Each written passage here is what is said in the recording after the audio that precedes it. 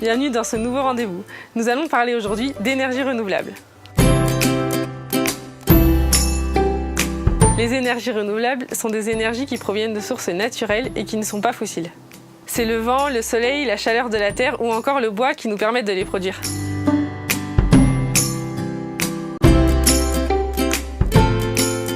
Elles nous permettent de réduire nos émissions de gaz à effet de serre, d'augmenter notre indépendance énergétique et surtout de valoriser nos ressources locales.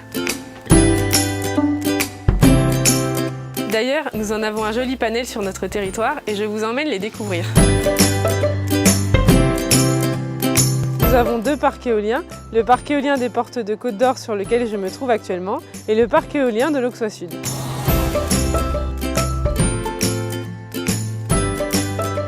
La future chaufferie de Bligny-sur-Ouche, réseau de chaleur pour le quartier des Cordiers.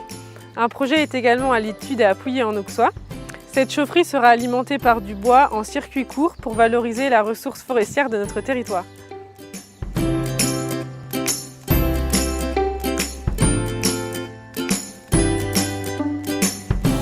Le solaire est une énergie qui est facilement disponible et facilement transformable en électricité.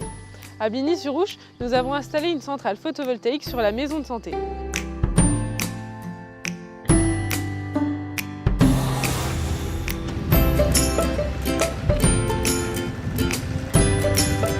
Alors ici, on est en train de construire une unité de méthanisation.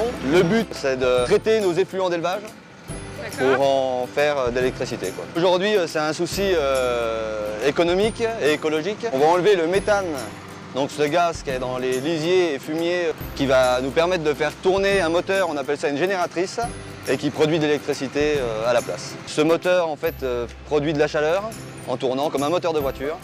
Et au final, on va récupérer cette chaleur, donc cette eau chaude, pour chauffer nos canards. On a un atelier canard. Et puis, on va faire un séchage pour sécher du foin, des céréales. Mais ces énergies ne sont pas exclusivement réservées à la collectivité.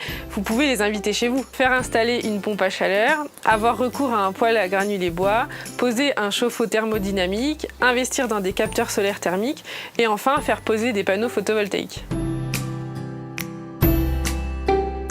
Ça vous permet d'être autonome et même de revendre votre électricité.